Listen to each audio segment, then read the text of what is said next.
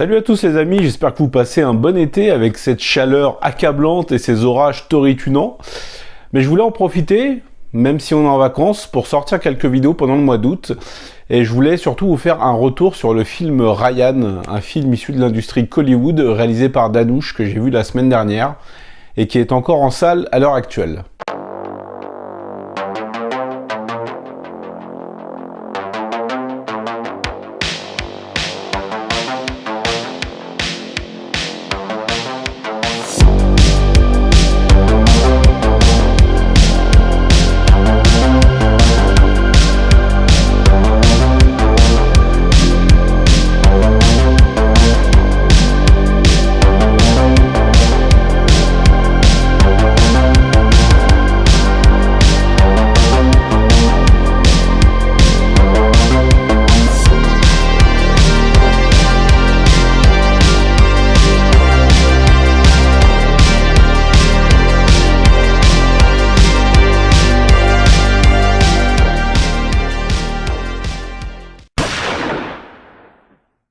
Ryan, c'est la deuxième réalisation de Danouche, un acteur hollywoodien très célèbre dont je vous ai déjà parlé sur la chaîne, puisqu'il apparaissait dans le film Moonu, que j'avais découvert il y a quelques mois, et qui avait bénéficié d'une réédition en salle, d'une ressortie en salle plutôt.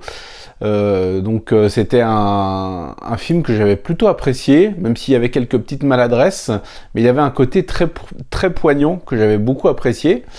Et Danouche, c'est un acteur qu'on a vu récemment à l'écran en France, puisqu'il joue dans Captain Miller, un film qui m'avait plutôt déçu, qui manquait de je ne sais quoi pour vraiment être un très bon film, même si c'est pas honteux du tout.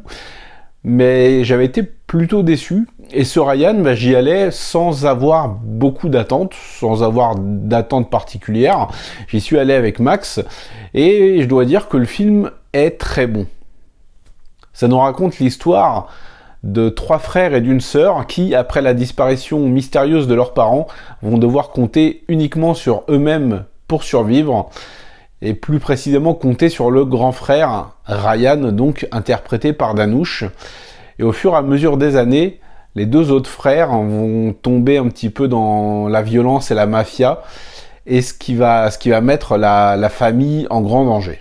Ryan, au-delà d'être un thriller d'action, c'est avant tout une histoire tragique.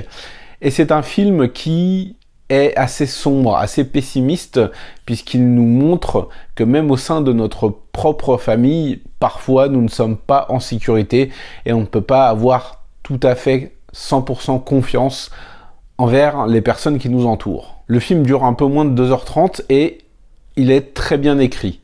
Dès les premières scènes, on est tout de suite pris en empathie envers les personnages.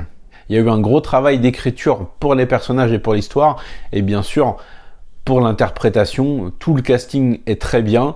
Mention bien évidemment spéciale à Danouche, qui interprète un rôle très dur, très tragique, celui d'un jeune enfant qui, à l'aube de sa vie, a dû prendre des responsabilités d'adulte et tout faire, absolument tout, pour protéger ses frères et sa sœur, et qui n'a, par le fait, pas eu d'enfance, n'a pas pu grandir normalement et sainement comme un enfant. Il a dû leur trouver un logement, il a dû travailler très tôt, très jeune, pour pouvoir subvenir aux besoins de la famille. Il a dû faire des choses plutôt terribles pour les protéger. Et voilà, c'est devenu un homme un petit peu brisé, qui sourit très rarement, sauf quand il est avec sa petite sœur. Sa petite sœur, c'est vraiment son bijou, et ça nous est montré dès le début du film.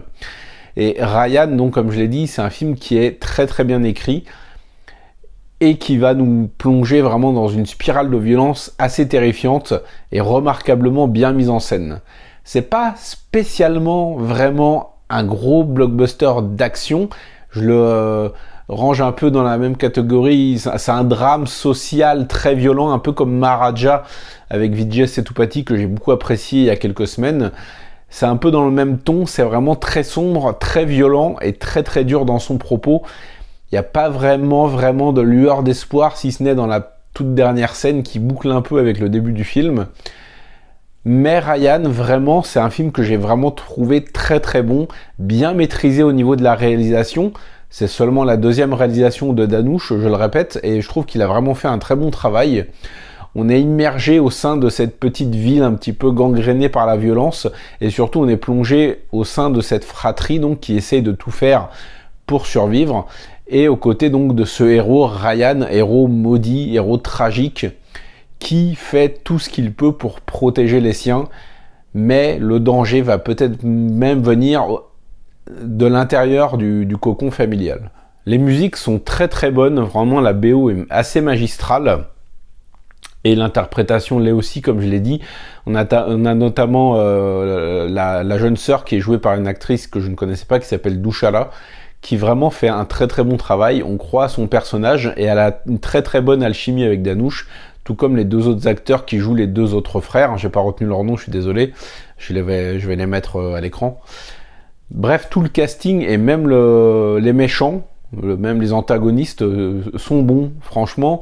On croit un peu à cette histoire. Alors certes, il y a des pics de violence un petit peu épiques à la Hollywood, c'est-à-dire des bastons sous la pluie au ralenti avec cette iconisation des personnages, mais on reste dans quelque chose d'assez âpre et d'assez réaliste, et c'est vraiment ce qui m'a fait apprécier Ryan.